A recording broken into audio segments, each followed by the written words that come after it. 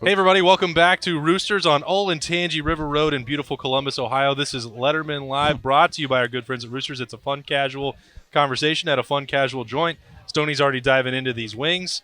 Chives is spilling water all over the place. He's ready to get back after. He was just so excited to talk. Spencer Holbrook, Jake Stoneburner, I'm Austin Ward. A lot to cover. We've got some more XFL. Tracy Sprinkle is going to join us later on to talk about DC Defenders. 2-0 start for him and Cardale Jones out there. That's been fun to watch. Jeremy Birmingham is going to hop on later to talk about some off-season recruiting. And these guys will talk all about the roster a little bit, and I'm sure that Stoney misses Matt Drills right now and just really wishes that he was over there in the Woody. Dying, man. Woke up this morning thinking I had Matt Drills and did my own at my house a little bit. Oh, did you? No. Oh, okay. Hit the Peloton, though.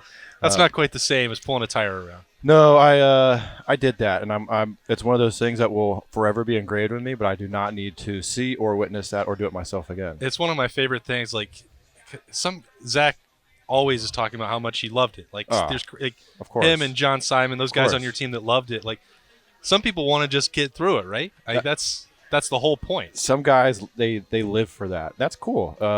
I was not one of those guys. I mean, I'll get through it. I'll bust my ass trying to do it and give it as all as I can. But it's not something I look forward to. That's for damn sure. Excuse my language. But like, Stoney, is it one of those things where like when you talk to Zach and you talk to those other guys, you're like, man, I miss that. But then when you're by yourself, you're just like, no, no, never want to do that again. No, you can even. Zach was standing right here. I told it.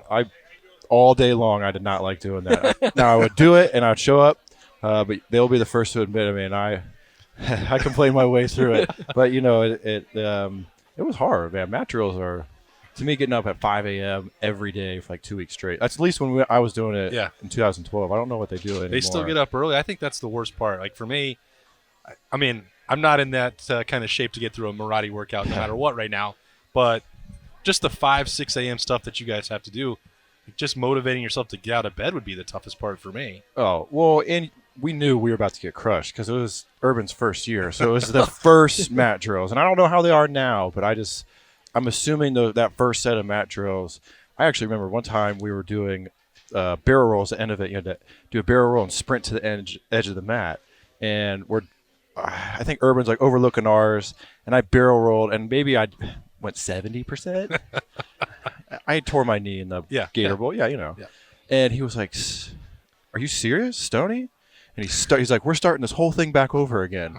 Started from doing the lap to start the whole workout over again. I was like, "Oh man." You really messed up, Stoney. Yeah, but he did bring everyone together, and he was like, "Aaron Hernandez would have never not run through the line," and now I sit there like, not an example that held up very well. No, now phenomenal athlete. Yeah. But John Simon probably loved it. Like, yeah, I get to do mat drills twice. Oh, I felt bad because by me not finishing, we had to redo the whole thing, and we were already probably 25 minutes in. Yeah, that never feels good. So that's just the tip of the iceberg to all that. All right. Well, I skipped mat drills entirely last week. Was off. Spencer was here. I took a little bit of vacation with Berm. We were out of the country, and this isn't the smoothest segue. There's no good way to do it. It was a rough week for Ohio State. Ryan Day faced the first major off-the-field decision of his career. We're not going to cover a lot of the details here of the criminal case. It's still ongoing. But Ryan Day did not wait at all. Jahsen, Wint, and Amir Riep were gone within about 25 hours. And when you read the details that were in the police report, I'm not sure that he had any other choice, in my opinion. But Stoney, when you read this, when you saw this, for a guy who's been in a locker room when things go wrong, these are pretty isolated incidents. They don't happen that much at Ohio State. What would it be like to be in the locker room and hear about this and kind of waiting to see what the disciplinary reaction would be? It's like kind of like, man, you guys, it takes the breath out of the team because, especially with those allegations, it's not just, we'll wait and see what happens. I mean, they brought down a criminal charge ASAP, and that kind of was like even me as a former player, like, man, that doesn't sit well. You want to have the court of law play out a little bit and maybe give them the benefit of the doubt, but the way they were charged and how it all came about, I think Coach Day definitely did the right thing with the swift hand. It's like, man, they're gone. Yeah, it's there's no good way or fun way to talk about it. The charges are absolutely awful to read, and I think that's probably what drove Spencer, Ryan Day to work so quickly here because it feels kind of silly to be talking about the football impact, but that's what we do on this show. We're not lawyers. We're not going to be able to break down the charges and where it goes from here. They're off the team. If Ryan Day was purely wanting to wait to see if it would help the secondary, both of these guys were going to be in the mix for playing time. Mm-hmm. They might not have been starters, but he could have let it play out and kept them on suspension and hoped that they got cleared, but he did not do that, and that tells you he had no interest in just protecting the football side. Well, and we've seen what's come out of the courtroom so far, and it's the fact that one side is saying one thing, one side saying the other thing. Usually that means it's going to go to a trial. Yep. I wouldn't bank on that trial being finished by September 5th or the beginning of fall camp. So even if they are cleared, I'm not saying anything, but even if they were to be cleared, you're sitting there waiting during your fall camp. Okay, are we going to have two of members of our secondary back from rape allegations? Yeah. So I just don't think it sits well with the program no matter what happens. I think you have to take them out of the program. You just have to. There's no other way to sort it out. I think it was the right thing to do for Ryan Day, and now they get to move on and figure out what to do in the secondary. It's not a great situation that the secondary's in right now. Yeah, I think back, and I was just trying to put it in context. It happens so infrequently. You guys dealt with it in 2012 with Storm Klein, and he was dismissed, but they're allowed to come back after the charges dropped. Sometimes too much is made of this, of coaches want to send a message. Right. Urban tried to do that with you, but what are we talking about here? Those things could not be more different. No. And he this is kind of the first time that Ryan Day has had to do this. Chase Young that's an NCAA suspension. He had nothing to do with it. This was kind of that thing where you now, as an alum of the program, not just a guy that's in there every single day or directly impacted by the disciplinary program, you're sending a message to your fans, your alums, your future recruits. Absolutely. You have to be aware of everything that could mean, and that is not fun. No. That's a difficult position to be in. Well, and you don't. I mean, obviously, you want, especially if they're proven not guilty. You're like, man, they could have been on the team the whole time. But I got in trouble too, and Urban's big thing was you can't have a court case going on while we're in the season, even if it's for something minuscule. It's still going to take away from the team. And now imagine a case like that going on, whether it's right before camp, during camp. You just can't have that be as part of the team. So as sad and unfortunate it is, we got to see what happens here in the next few months, maybe even year. You can't have that associated with the program while the program's trying to move on. They need to figure out they got bigger worry about it than them being at fall camp. Yeah, they're young guys that their life could be their life is changed. on the line. Yeah, exactly. And it doesn't just send a message to the fans, the players, everything. It's this is how we run a program. It goes down to recruits, parents, people on campus. If you see Ohio State football players on campus, they're good examples for the university. They're good ambassadors for the university. Mm-hmm. It goes so many different directions. It could even go up to the top. Ohio State needs to dissociate itself with everything that has to do with that. You look at what some other programs have done in recent past, and it just hasn't been pretty. So for Ohio State to just completely separate itself and say, this is not what we're going to be associated with, innocent or guilty, these allegations are serious enough, we can't have any part of that. I think you're exactly right. It has to be as swift as possible because you just can't have it. All right, again, there's no easy way, no smooth segue away from a topic like that, but at this point, I look at this as the way Lettermen Row's coverage will move on. Those guys are not part of the program. That's probably going to be the last time that we talk about this situation. Hope everybody understands. I'm not able to go cover a court case every day. They made their decision, their actions, and they're going to proceed. Ohio State made their decision. Those guys have their court case, but they are not Ohio State Buckeyes anymore. So that's probably going to be the last mention of it here. If you go into spring ball now, and Stoney, you walked in, you said, well, you haven't had a chance to maybe catch up with Coach Combs yet, but you love this guy. Love him. How excited were you by this hire, and can he get that secondary back keep it at that BI level now that Jeff Halfley's restored it a little bit? He's that firecracker out there. If that's still Coach Combs, maybe the NFL softened him up a little bit. I don't know. I don't think so. He said he had 9 cups of coffee. I wouldn't take that to the bank. Oh, man. When I was playing at Coffin, we scrimmaged Canton McKinley. Yeah. Coleraine, Yeah. sorry. And I had never been so scared of a coach in my life because my coach did not scream like that. And he was, screaming. I was like, oh, man, I could never play for that guy. 5-6 years later, he's coaching on my team and love him to death because he's coaching the other guys on the other side and loves the offensive guys and they play well.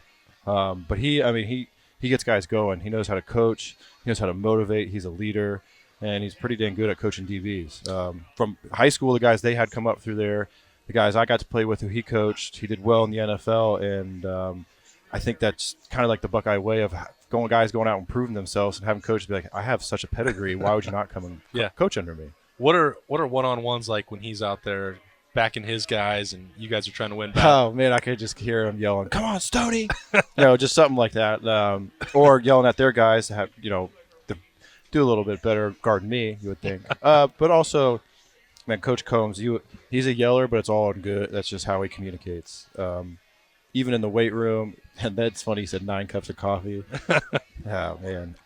One time I had a conversation where I was doing the story about the first year that they really talked about BIA. So Combs and Shiano were there together, and then I wrote about all those guys that were together with Conley, Denzel Ward, who else was there? Marshawn, Malik Hooker, and I wrote about all of them. And so the thing like with Combs was the energy. I'm like, what do you like? Coffee, Red Bull? Like, where does the energy come from? He tried to be like, I don't need that stuff. Like, it's all natural. And he was like, I drink coffee, but it's just for the taste. Yeah. And I'm like, and last week now he's fully embraced that. He's not even trying to hide it. It's like caffeine all day long, so he can constantly go.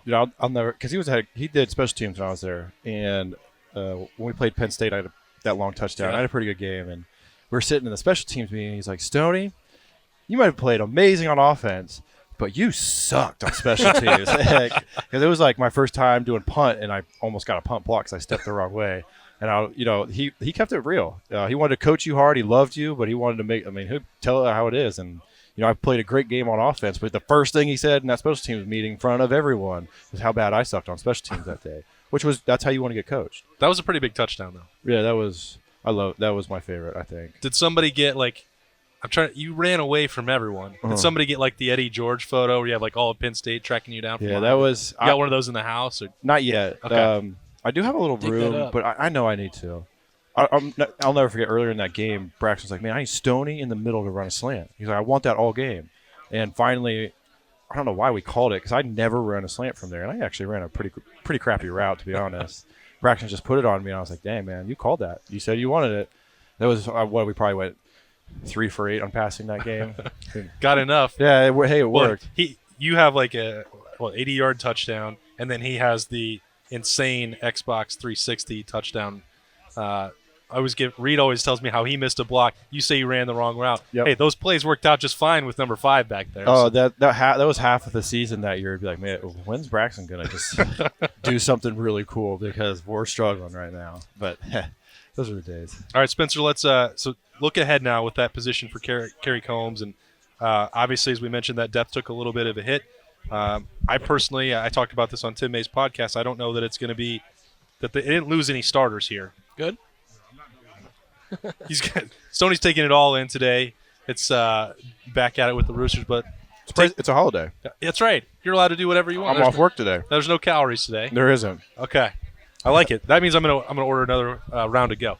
I don't think that they lost any starters here, but it does maybe put some pressure on the young guys or Tyreek Jahsen, some other guys to step into that lineup. What does this change for you, if anything? So I think it's more of an opportunity now for guys. I don't think it's really it is a loss. Don't get me wrong. Amir Riep was in the game against Clemson in the Fiesta Bowl, and I don't think played that terrible of a game. If you go back and watch the tape from it, I just think it's an opportunity for a guy like Tyreek Jahsen, who's completely gotten lost in the shuffle as a former 5-star guy, and a Marcus Williamson, who has completely gotten lost in the shuffle of how great Ohio State's corners have been, but these guys behind them don't really know what you have. And we've seen a little from Seven Banks. We've seen a little from Cam Brown. We expect those guys to be, the next edition of the BIA. Mm-hmm. But now you have to go ahead and try and get Tyreek Jahsen and Marcus Williamson and these true freshmen ready, because if one guy goes down, Jeff Okudah went down in 3 different games. Yeah. Damon Arnett was out of 2 different games.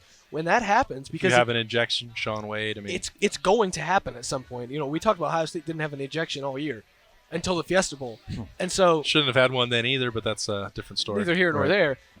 Corners and safeties come out of games from time to time, yep. And so these young guys now, it's even more so on them to be ready, because now instead of having, Josh Proctor, let's be honest, Josh Proctor's probably going to get a targeting call at some point next year.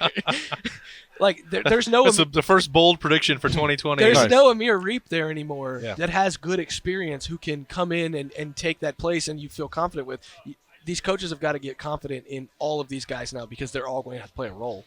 Yeah, I think and you talk about people that don't get discussed a lot. I mean, Ronnie Hickman is going to be healthy to Completely compete there forgot at about safety. him, yeah. Bryson Shaw, he did some stuff on special teams. Like, people keep talking about this secondary as if it's a wasteland, and they would have been completely screwed if Sean Wade left. And if they did have to replace every starter, that's significant. Doesn't mean you're going to be completely screwed. They've recruited so well, Yeah. and now you have Kerry Combs taking the torch back from Jeff Hafley. Like, Tyreek Johnson is a guy he recruited. Like, maybe that's going to be the difference maker. Let Kerry Combs do his thing, and the 5-star light turns back on. Like, he's not the only 4 or 5-star recruit on the roster. No. They're still there. Yeah, and every team's going to have inexperience at some point in position over any type of careers because guys are going to leave. That just happens. That's why Ohio State is Ohio State, because they always can replace those guys with just as good, if not better, talent. Just because they haven't played doesn't mean these guys can't step up and be the next first rounder we've had over the past 5-6 years. But that's to be said. Especially in that position, having 4 guys who haven't started, I get it. That's a lot because that usually doesn't happen. But I feel like we've had that problem 2 years ago or something like that where we lost all 4, and then 2 years later we're losing all 4 again. And it seems like guys just emerge, right? Yeah. Like, remember Malik Hooker's first ever game? He makes that rangy interception, and then he just takes off from there. And I guess that was a little more expected than maybe expected, maybe not. So you never really know until you get in the season, especially with the secondary, because one-on-ones are one thing in practice. Then you get into a game, it's completely different. Coverage disguising is one thing. It's completely different when you get in a game.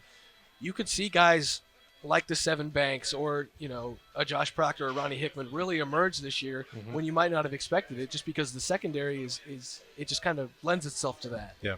We've got Tracy Sprinkle coming up here on Lettermen Live, brought to you by Roosters. Have you guys been watching the first 2 weeks of this league? Dabbling. What have you thought about the quality of play so far, Stoney? Very good. I think it's all about the quarterbacks. They can get some solid play in there. Turns out our Buckeyes looking pretty good. I think they made a nice move there, putting 3 Buckeyes on one team. That's got some interest here in Ohio. Definitely. And, I think it's piquing everyone's interest because there isn't a whole lot of sports going on right now. And it looks like a pretty solid football product, which I think is just going to draw more people there. I think getting a bit more bigger names into it. But I really liked it compared to what the AAF last year. The AAF had a good opening weekend, but after that it was like, a dud. I think a lot of these teams, the way their social media is doing really well as far as marketing it. I think it's going to be around for a little bit. We'll see how much sticking power it has, but I like it so far. That's a great point about the quarterbacks because it's not just Cardale Jones that they picked one out of the hat. You got Landry Jones down there in Dallas. You got a bunch of Matt McGloin. You've got guys who've been in, which it was pretty ugly for him, but they have guys who've been in the NFL. They were backups. Stoney, you and I were talking about this before the show started. It's still going to be a long road for Cardale to become a starting quarterback in the NFL, and it may not happen. Same, Landry Jones wasn't able to do that and probably never would consistently. But that doesn't mean that you can't turn this into a really good league and a profitable place for quarterbacks to play. But if you don't have someone who can throw, no receiver, if you would try to go do the XFL route, who's going to throw you the ball? That's the trouble. You can't run a route if you're not going to get anything thrown to you. The offensive line, the running backs, everything is going to revolve around that. The whole game depends on it. Yeah, I think coaching, they have some pretty solid coaches, so go in there knowing you're actually going to get probably better at football, but it's all about the quarterbacks. And, I look at the NFL and how many guys I got to play with who are 3rd, 4th, 5th string guys who are pretty solid quarterbacks who would probably do decent in the XFL. That's probably going forward going to be a pretty nice option for those quarterbacks because I feel like that is a position that you either get 2 on the roster or they're gone. Yeah. And a lot of those guys are like, I can still go play football and have a pretty big following. You look at, Cardale, everyone on Saturdays knows that they're playing. So it's not the worst thing in the world, that's for sure. Cardale's a decent case study for me because I think quarterbacks can look at Cardale's success in the XFL and see that he's on billboards for the XFL. And this might be a weird example, like a Connor Cook that was a backup in Oakland for a while. Like, why would you want to be the backup in Oakland when you can go probably make a little less money, but you're playing, you're the face of a franchise. If you have success, we got benched, right? You didn't actually. Yeah. But you know what I'm saying? Like, you're any backup. Poor just the Connor Cook. Yeah, the first one that comes to mind, just any backup in the league, though. I got you. Before he became the starter, like Jacoby Brissett, guys like that, if you're sitting behind a starter, like if you're sitting behind a Russell Wilson who just doesn't get hurt, and you know that you're probably not going to get an opportunity as a starter, just go to the XFL. Cardell did it, and he should be a backup in the NFL, and he's probably better than most of the backups in the NFL. Why would you do that, though, when you're sitting on the bench holding a clipboard? You can be the guy in the XFL and still get paid a pretty decent chunk of money. How much are they getting paid? Do you know? I think Cardale's situation is different. The 8 quarterbacks that they designated as like the franchise players, I believe. He's talked about this, and Tyvis Powell mentioned it before when we came in last fall for one of some.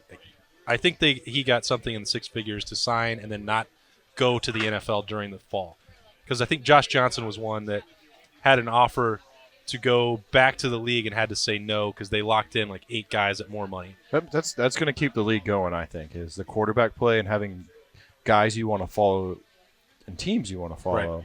Right. And I think that's what's going to keep the quality of product up well. And the only way you're going to get that is paying them. So hopefully, the Vince McMahon. And the revenue can keep on going, because I think, if they have money, they can keep the guys, and that's going to keep viewers. That's what I think. Wasn't it cool to see like the crowd in Seattle? It sounded a little bit like a smaller version of the 12th Man. Yeah. The DC crowd was into it. The Dallas and LA, like those crowds have been decent, and I think they're only going to get bigger. But also, the interest in this thing, they're using Twitter to their advantage. Those guys are going after it on Twitter. Yeah, they're going after it, and fans are getting involved. And like the top 5 trending topics on a college basketball Saturday are all about the XFL. Like that's something. That's Definitely. Not just nothing. And it is. Exactly, especially in this day and age, people realize that. And I didn't watch a whole lot of XFL on Saturday, but I saw every highlight, all because Twitter. And social media, they were doing a really good job of keeping it in my face. Well, and I didn't hate it because it was football plays, it was football games on a Saturday where I'm not watching college basketball. It almost seems like they're going to have to rename NFL Live to like Football Live, because there's half of it's dedicated to the XFL. They're showing all these highlights. They're showing the Matt McGloin interview yesterday where the reason he got benched, and they're breaking it down. Like it's becoming something that I know ESPN has a contract with them, so they kind of have to push it. But these networks are doing a decent job at getting good personalities on the sidelines and things like that. It's becoming a thing. How would you have felt if you had a second quarter, dropped a pass, came to the sideline, you had to do an interview in the middle of the game? Oh man! Not saying that scenario would have ever played out. I think that's what makes it cool, because I'm putting myself in those, and I would hate that, but you have to deal with that, and so that alone would make those situations pretty cool, because that's true raw emotion. You can't hide how you're feeling if you just make a mistake. I remember it was 2 weeks ago. The guy. The punter for one team dropped it right on the one. The dude thought the guy hit it, fumbled. They went on the sideline. They're like, "So what were you thinking?" I'm like, "Dang, that's cutthroat." The guy who missed a field goal comes off. You're like talking to the kicker in the second quarter of a game. It's pretty. They have a nice like little quirks like that they're not trying to be like the NFL. They want it more open. Here's what we're doing. Here's what the guys are saying. It's more clear as day, as if you will. Yeah. Whereas the AAF was trying to be just like the NFL. Yeah. It was trying to be like their minor league. Well, this is just trying to be something different. It's so cool. It was so cool to listen to the replay officials. Oh yeah. In there, like that's something the NFL can take. The Fiesta Bowl should have done that. Oh, they call it Fiesta Bowl. Wouldn't have been able to do that because I don't even want to know what was going on in those phones. But the kickoff is. The kickoff's gaining some real momentum. There's going to be some things taken from this XFL. The NFL's going to say, the kickoff now is a special guy who doesn't play. I hate that. I'm like, get rid of the kickoff. That looks tough. Yeah. But like, as like you said, I know NFL teams are like, hey, we can't get rid of the kickoff. Here's the way to make it safer, but also it's more close quarters and a lot more like football instead of running 80 yards and trying to tackle a guy. I think they will take something like that, because kickoff right now in NFL and college is kind of almost a waste of play most of the time. Kick it out of the back of the end zone. Yeah. Very few like actual guys trying to return it, I feel like. All right, we got a lot more coming on Lettermen Live, brought to you by Roosters. About to let Spencer Holbrook and Jake Stoneburner out of here. We're going to talk to Tracy Sprinkle up next, and then Jeremy Birmingham after that when we come back after a quick word from our friends here. Roosters is one of the unique companies that we deal with. They're involved in everything we do, from our personal foundation to also the Cancer Research Fund. And that's from the Buckeye Cruise from Cancer to all the events leading up to the Buckeye Cruise. They donate back to different organizations that are near and dear to their heart. And we're so fortunate to have been with Roosters now for a long, long time. All the folks at Roosters are just genuinely kind folks, and they want to make a difference. Thank you, Roosters Foundation. Thank you, Roosters Foundation. Thank you, Roosters Foundation. All right, hey everybody, welcome back to Roosters. This is Lettermen Live, and we've got a very special guest this week. We're a couple weeks into this XFL season, and we've got a Lettermen Row contributor, the CEO of How She Gonna Eat, former Ohio State Buckeye, and now he's tearing it up with the DC Defenders, Tracy Sprinkle. Tracy, man, it's so good to catch up with you. It's been fun watching you the last couple weeks. How are things going? Everything is going good, man. I appreciate you guys having me back in the office. We did a lot of things together going on this off season, and now I'm back performing at a high level, and I appreciate you guys reaching out. Man, this so now that you're back there and you're focused solely on football again, and we know you've tried a bunch of different things. You've been on practice squads. You did the league last year that didn't quite work out. The XFL seems to be a hit so far, man. What is it that's so appealing for a player like yourself to get? The opportunity is obviously big, but what are you liking about the XFL setup so far? It's exciting, man. I mean, everybody's out here competing, trying to get a spot back to where they belong or just to excel in this league. And everybody's playing hard, and it's good competition. I feel like the fans are involved a lot more in this league, and it makes it fun for us on the field, to be involved with the fans. So I'm liking everything up to this point. You've had, as I mentioned, so many. You've been trying to find that right fit, and just watching you guys, it's been so fun. Everybody in Columbus, Cleveland, the TV ratings have been, off the charts. Everybody's trying to give that credit to Cardale, but those two markets seem like Tracy Sprinkle markets too, man. Like everybody in Ohio is watching these defenders. Yeah, for sure. I mean, being Cardale being two Northeast Ohio guys, I seen Cleveland was the number 2, and I think Columbus was up there as well. Yeah. Just having that support, it's great. It's always been that way. And I wouldn't really expect anything different, but to have it is a blessing for sure. I love our fans. I love everybody who appreciates us playing football. I feel like when I was watching on Saturday, I've watched both of these first 2 games. I've had a little bit of personal financial rooting interest in the Defenders the last couple of weeks, so I've been appreciating that start. But also, I keep saying I want to see you and Cardale and Duran Grant having covered your careers here. Like, it's great to see you guys back on the field. Like, what is it that's really connecting here in that DC team? Like, you guys look like the class of the league so far. What's driving that? To be honest, man, we've been putting in a lot of work. We started mini camp in December, and to be honest, it was a grueling camp. We grinded our butts off. We did a lot of extra work, together to get our bondage on our team. And right now it's showing. They say either sometimes you work too hard or you work just enough. I feel like we work just enough, and it's showing right now. It's I feel like I saw you a little bit too at defensive end. You've been shifting around the line. So I know you guys want to win this year. Like, you are fully invested in the XFL, and you guys want to win a championship. But there also has to be part of it in your mind, like the NFL is going to be watching, and what are they seeing from Tracy Sprinkle through 2 weeks that might be the next thing after DC wins this XFL title this year? Well, it's versatility. I've been playing a lot of 5 technique, playing some 6, and always been playing 3 technique my whole career. But showing right now is my versatility. I'm 6'3", 292, yeah, and I can play inside or outside. And you just got to let the NFL thing work itself out. So right now I'm just focused on, maximize my opportunity here in the XFL, and hopefully that can lead me back to an NFL roster. I think that's like people that are watching this league and waiting, the offseason talk was you guys are you want to use it as a springboard, and obviously that's true. Like, you want to get back to that next level, but how much conversation on a day-to-day basis when you guys are watching film, going through practice, being in the locker room, is it all about the XFL, or is there still conversation about the next league, or how do you guys maintain sort of that balance and focus? We take our one day at a time approach. I mean, our coaches, our leaders, we take a one day at a time approach. I mean, obviously you talk about the NFL a little bit, but we're so focused on beating our next opponent that it's hard to, get out too much energy. But it being in the back of your mind, it keeps you going a little bit. You know, when times get rough, you understand where you're trying to be at. So you use that to keep pushing you. What do you so I've been interested in, like, the in-game interviews are getting driving a lot of the entertainment. Like, it's such a unique perspective on the game. As a player in the middle of it, when those sideline interviewers are running around and trying to get stuff in the middle of the game, like, that's so unusual. That's not the way it works in any other level of football. How do you guys as players, what have you guys made of that sort of tweak and having to constantly be ready to talk and have a camera in your face? Yeah, I mean, before our first game, our head coach, Pep Henderson, made us aware that it was going to be a lot more cameras and microphones than we were ever used to. Yeah. And he wasn't exaggerating. You know, every play you make, you got to go back and you got to talk to somebody.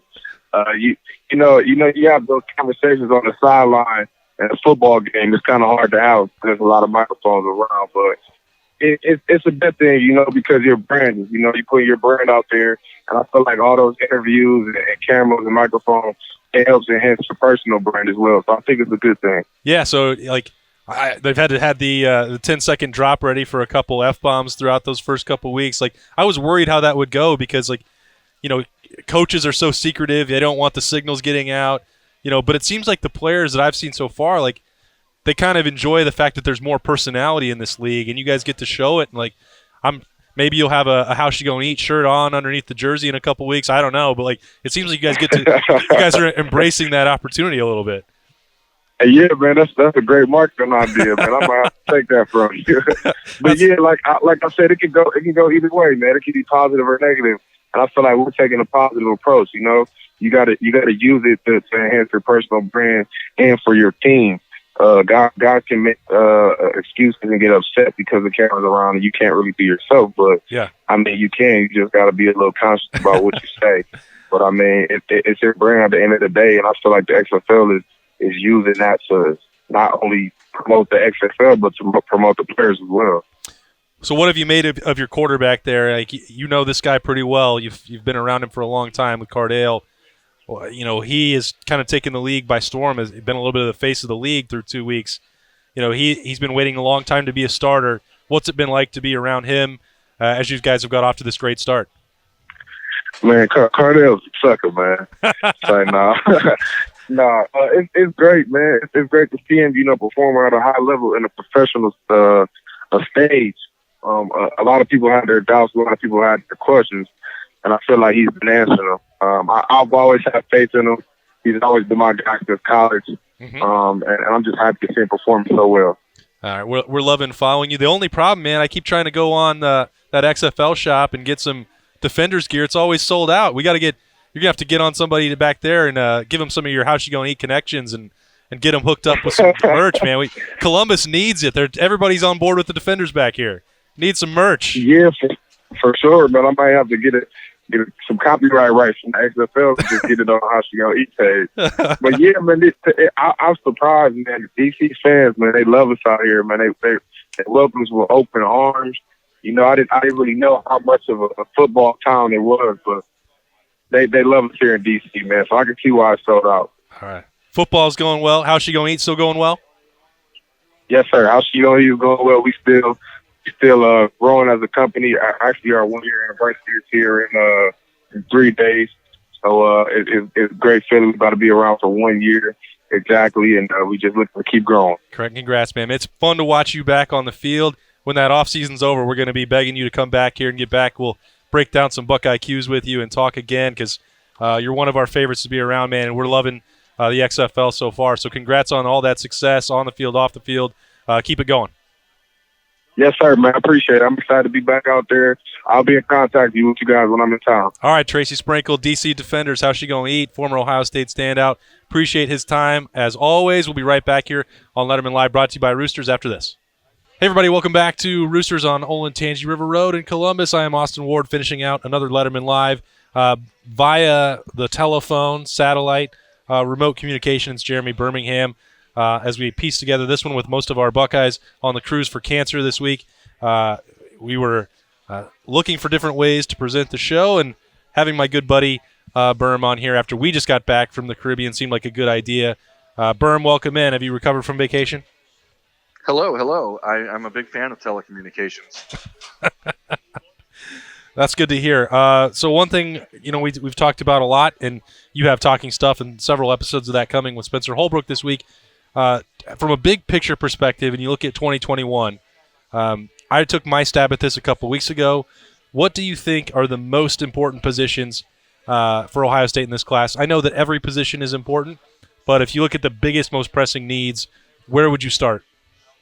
Yeah, I mean, I think obviously because of all the dramatics that happened at running back in 2020, I think that position is one of them. I've sort of been changing my mind. I think if you'd have to go running back, defensive line, and then defensive back, I think would be the three areas that are going to be the most intriguing and need the most help. So the Buckeyes are going to look at two running backs again, 4 or 5 different defensive linemen, and then probably 5 or 6 defensive backs. So there's a lot of work to be done in those 3 spots.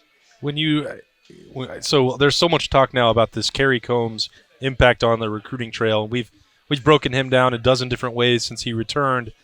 How has the reception been as he's got back to posting hashtags and planting flags and chasing down some of these best recruits? I know that right now he's not on the road, but from what you've heard from either high school coaches or players, like what kind of feedback has he been getting as he returns to that job that he really did so well for 6 years previously with Ohio State?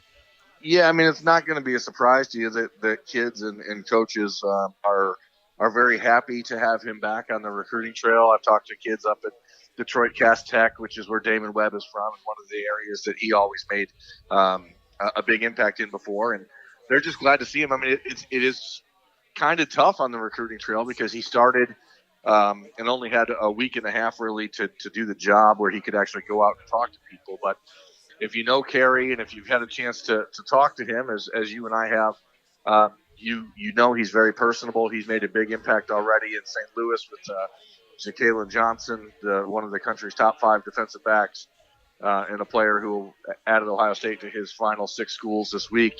And I think that when you have a guy like that with the background that he has from the NFL, the success that he had at Ohio State, you have an opportunity to really find a real connection between him and these other kids that he's going to get to meet.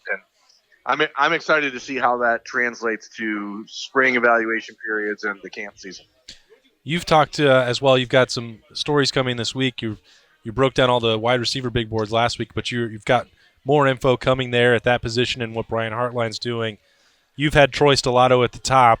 So let me ask, if it doesn't work out with Hartline's number 1 target, which he's tended to get his guy over the last couple of years, if he doesn't get Stellato, what happens there? Yeah, I mean, just to backtrack there, Stellato obviously has been a top target for Ohio State for months now. Clemson is very involved, and you never know, and it's silly to put all your eggs in one basket.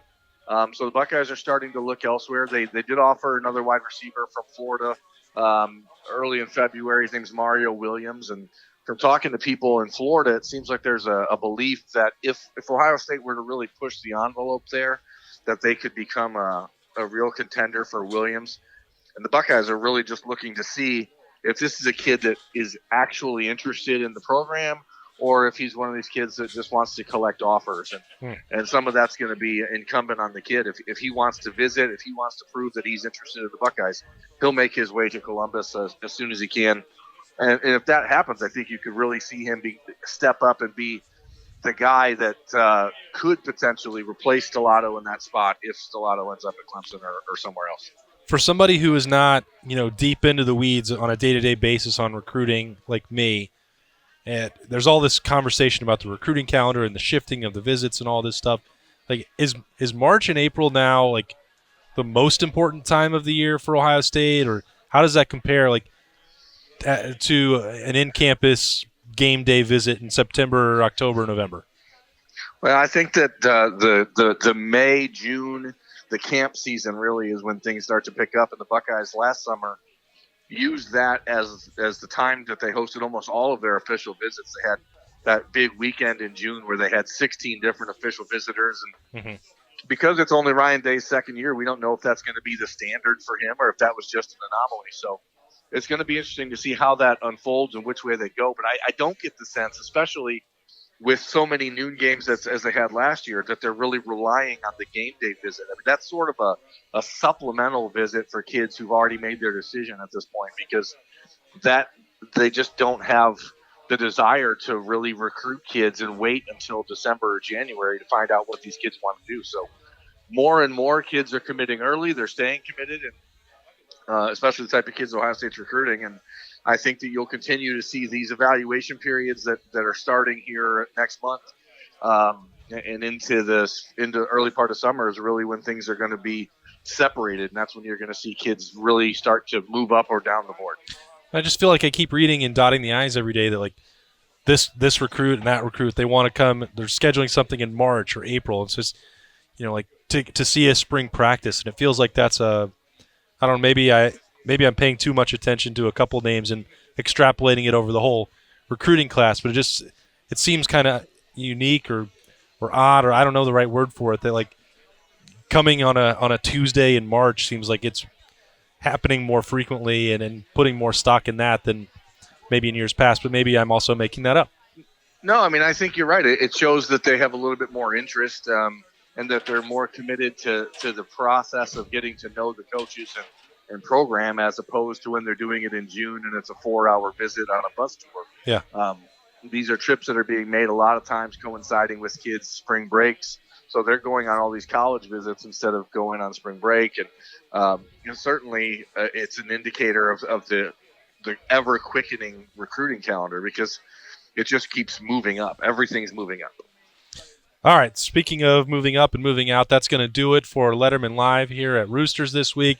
Hope you enjoyed this different look at it. Tried to piece together a good show for you all. Jake Stoneburner hanging out with us, Spencer Holbrook, Tracy Sprinkle joining us by phone, and as always, Jeremy Birmingham. Always love his insight on recruiting. Good to talk to him. We'll have a lot more of that coming on lettermenrow.com throughout the week as we try and get through this February and back to spring ball at the start of March. Way more coverage for these 2020 Buckeyes coming your way. Thanks so much for joining us this week. We'll see you right back here at Roosters next Monday. Until then, bye-bye. Thanks for watching. Subscribe below to get the latest videos from Lettermen Row. We got Lettermen Live, we've got the practice report, we got rapid reaction. Hey, and we got Buckeye IQ with Zach Bourne. For sure. We got recruiting breakdowns with Berm. We got whatever you need. Ohio State football and Ohio State athletics, we've got you covered here at Lettermen Row.